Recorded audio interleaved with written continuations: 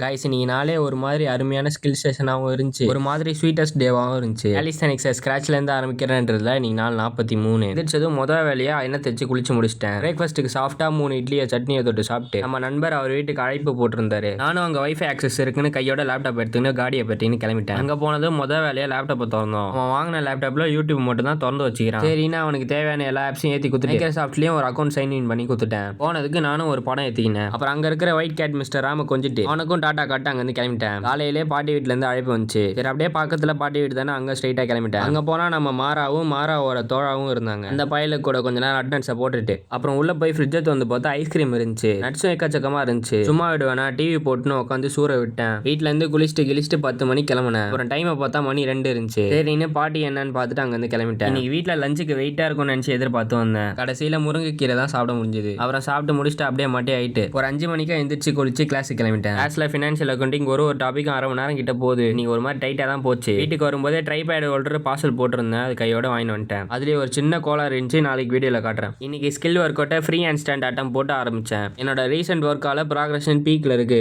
ஓடிய சீக்கிரத்துல hand stand warm up ஆயிடும் போல. அடுத்தபடியா ஃப்ரண்ட் லிவர் சைடு வந்தேன். போன தடவை டக் பண்ணி பண்ணதே ஃபார்ம் தப்பா இருந்துச்சு. இப்ப கரெக்ட் பண்ணினா எப்படி ஃபர்ஸ்ட் 2-3 அட்டம்ப்ட்டுக்கு பேண்ட் சப்போர்ட் இல்லாம பண்ணிட்டு அடுத்து பேண்ட் சப்போர்ட் வச்சு ஒரு 3 செட்டு போட்டேன். இதே கதை தான் டக் பிளான்ஸ்லயும் இருந்துச்சு. 2-3 அட்டம்ப்ட்டுக்கு பேண்ட் சப்போர்ட் இல்லாம அப்புறம் 3 செட்டு பேண்ட் சப்போர்ட்டோட போட்டுக்கினேன். இந்த ஒர்க் அவுட்லாம் பண்ணிட்டு கடைசியா எல்சிட்டுக்கு போனேன். இதெல்லாம் பண்ணிட்டு எல்சிட்டுக்கு காலை தூக்குறேன், சுத்தமா முடியல. பேண்ட் சப்போர்ட்டோட தூக்குனாலும் சுத்தமா முடியல. இந்த மாதிரி டைம்ல தான் எல்சி டு டக் பிளான்ஸ் காம்போலாம் பண்ண தோணுது. அண்ட் அதையும் ட்ரை பண்ணி பார்த்துட்டேன். கடைசியா என்னால முடிஞ்ச எஃபர்ட்டை போட்டுட்டு இன்னைக்கு ஒர்க் அவுட்டை முடிச்சுக்கிட்டேன். டின்னர் மீலே ரொம்ப அருமையா இருந்துச்சு.